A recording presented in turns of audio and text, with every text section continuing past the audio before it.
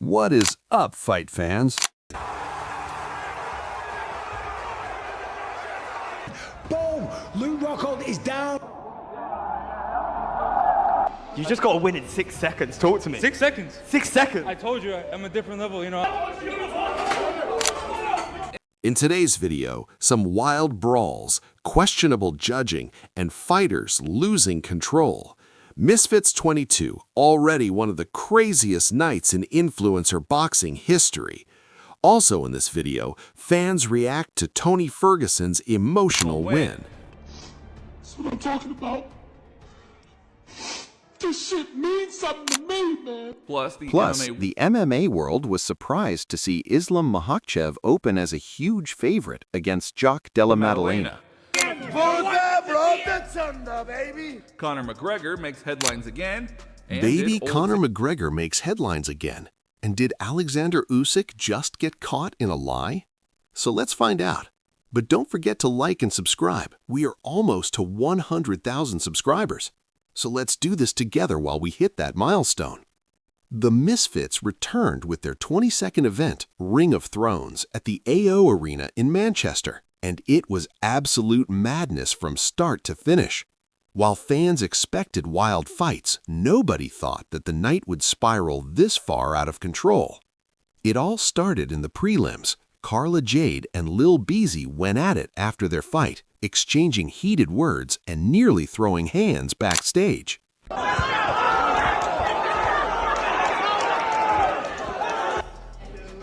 Carla Jade, I'm here with my belt, I just won, and still make sure you tune in to IFN for all the best influencer boxing stuff. I've loved tonight, I hope you guys did too. I'm Kylie Jade. I'm here with my belt. I just won and still. Make sure you tune in to Iron Ben for all the best influencer boxing stuff. I've loved tonight. I hope you guys did too. Things got even worse when Chase D'Or landed a huge uppercut on Nathan Marone, forcing the doctor to stop the fight.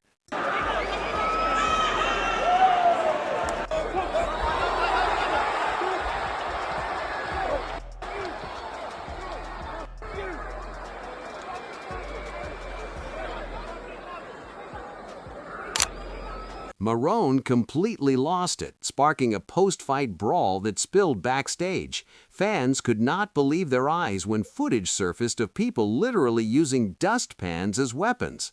Reports even claim Marone attacked a man insulting Poland, adding a nationalistic edge to the chaos. Plus, one of the most iconic names in combat sports, Tony Ferguson has finally ended his long drought, snapping an 8 losing streak. El Kukui took a gamble by stepping into uncharted boxing territory, and it paid off in full. Now, before Ferguson made his ring walk, doubt weighed heavily on his shoulders. Many fans also wondered if more disappointment was waiting. To be honest, some didn't believe that he could win at all. But El Kukui turned back the clock and proved everyone wrong. From the opening bell, Ferguson looked sharp with his jab and quick combinations, landing clean shots that rattled Poppy. He absorbed some dangerous counters as well, but refused to go down. Then the tide shifted. Ferguson's hooks started finding their mark, hurting his opponent badly before unleashing a barrage of punches against the ropes. At 2 minutes 43 seconds of round 3, the referee stepped in and stopped the fight. Just like that, Ferguson snapped his 8 losing streak after 6 long years. Fans reacted with emotion. Made me shed a tear. This Tony Ferguson still beats Habib. Others were more critical. Happy Tony won, but what a horrific stoppage. That was the worst stoppage I've ever seen. Wow. Early as hell, but let's go Tony. Jay Henry joked, "Congrats to Tony, but please don't call it Ilia Topuria just because they gave you a belt." Or his biggest win. No one believed he could beat the legend Salt Poppy.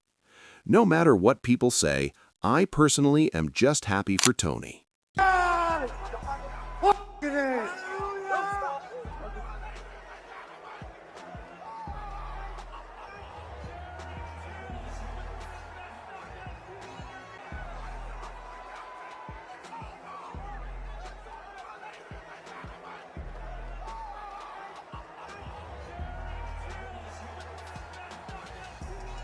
Tony Ferguson with his first ever boxing win. How does it feel? I want to know, baby. Let's go.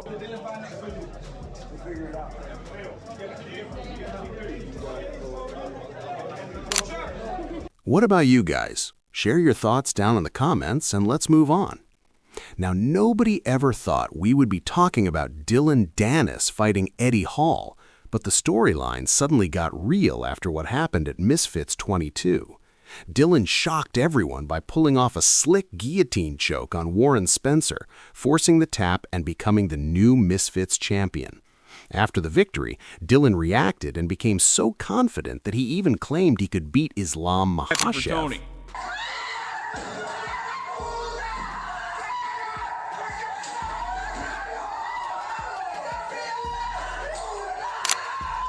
But the real spotlight of the night came in the main event.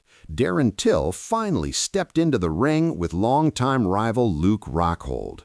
It was a pure boxing match under Misfits rules, and Till looked sharp. He found his rhythm early, mixing his shots well, before delivering a brutal finish. In round 3, Till landed clean, putting Rockhold away and claiming the Misfits Bridgerweight title at 101 kilograms. You just got to win in 6 seconds. Talk to me. 6 seconds. 6 seconds. I told you, I'm a different level. You know, I'll kill Islam, Kazma, whoever the fuck these guys are. I've been saying this since the beginning. I'm a different level, bro. I don't care. At the end of the day, I offered to fight anybody. It was Masvidal, it was Diaz, it was this, it was that, but everybody was scared. So what the fuck are they gonna do? You know what I mean? I had to fight whoever was put in front of me, but everybody's scared of me. Masvidal, Diaz, they all get it. Fuck them all. Islam, I don't care who it is. Anybody. Brock Lesnar. I'm trying to see the sign for you. What are you doing, man? Now, this Saturday, fight fans expected fireworks in Montenegro, but nobody thought the weather itself would actually steal the show. BKFC Fight Night Budva was supposed to be the big comeback for David Feldman's promotion on a rare UFC free weekend. The stage was set at the iconic outdoor venue Top Hill with 11 fights ready to go. But just as fans tuned in, everything flipped upside down.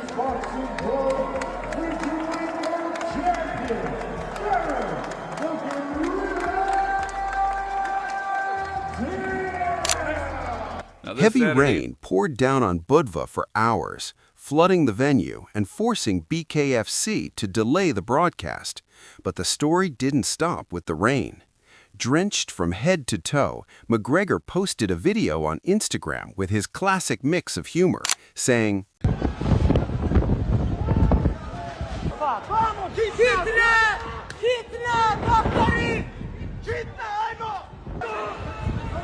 Ovo nije normalno. Ovo je haos, ljudi. Takav je haos, takav nalaz vjetra bio. I got out of there. I got out of there. The heavens arose. All right, fight fans, the odds are out for UFC 322, and they have got everybody talking. Islam Makhachev has officially opened as a massive favorite in his upcoming title fight against Jack Della Maddalena. And to be honest, a lot of people are shocked. Michael Bisping was one of the first to react, and he did not hold back on his YouTube channel. The former champion called it a little disrespectful to Jack. Budva brought the thunder, baby. Budva brought the thunder. That was the maddest thing ever. Oh my God. I see I'm sitting there, the thing starts rumbling and shaking. And I wasn't waiting. That is a fact. That's for me, brother. Thank you so much. My check for the night, big checks. This, I know this ain't safe, but look what's coming here. Look at this, folks. We're in this ring. Montenegro local, big KO finish. We're in the ring about to celebrate. And the storm just erupted out of nowhere. Mother Nature. That's wobbly. The heavens arose. I got out of there. I got out of there. The heavens arose. And Bisping is not the only one scratching his head. Daniel Cormier, who's not only a UFC analyst, but also one of Islam's closest teammates, admitted that the odds are surprising.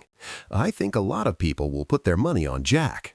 DC said, at the end of the day, Islam is the smaller guy moving up in weight to fight the world champion, and Jack looked the best that he's ever looked in his last fight.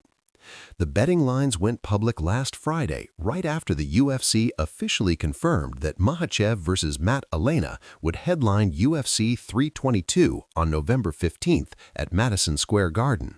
And the numbers showed just how much respect Islam is getting from the odds makers. But at the same time, it's exactly what makes this fight so intriguing. So, what do you think, fight fans? Are the odds makers sleeping on Jack, or is Islam really that much of a lock to win? Share your thoughts down in the comments, and let's move on. The boxing world is buzzing again. This time around, Oleksandr Usyk, the undefeated 38-year-old Ukrainian who recently became the undisputed heavyweight champion, is now under pressure from the WBO. The World Boxing Organization has officially demanded that Usyk provide an updated medical report. This came after a video surfaced on social media showing Usyk dancing even though he had previously asked for negotiations with mandatory challenger Joseph Parker to be postponed due to back problems. According to the WBO letter, the medical report must be detailed and thorough, confirming Usyk's current condition, recovery timeline, and any other supporting data the committee sees fit. The crazy thing is that Islam Makhachev is quite a sizable favorite according to DraftKings, if I'm not mistaken. I'm sure I saw that online earlier this morning. And I think that's a little bit disrespectful to Jack Della Maddalena. The man's on an 18-fight winning streak. He just beat Belal Muhammad. He defended all the takedowns there. He's beaten grapplers before in the past. Yes, Islam Makhachev is incredible, and he'd be another contender for pound #1, greatest of all time, whatever you want to call it. But Belal Muhammad was a perfect warm-up fight for Islam Makhachev. And with the boxing of Jack, if Islam was to stand with him, that'd be a bad idea. With Jack's boxing and the footwork that is associated with boxing, that's going to help him. That's going to be very advantageous. He knows how to defend the takedown. He knows what he's doing off his back. He can get back to his feet. So yeah, I understand why Islam is a slight favorite, because he's tried and tested and the greatest lightweight fighter that the sport's ever seen. But don't be surprised if Jack Della Maddalena gets it done. The committee also made it clear there will be no more delays or uncertainty without proper medical clarification. If Usyk fails to provide the report, the WBO says they will have no choice but to take action according to the organization's rules and regulations. This situation puts Usyk in a tough spot. On one hand, the WBO is demanding answers about his health, and on the other, Usyk just can't stop being Usyk. He loves dancing so much that he even forgot his back.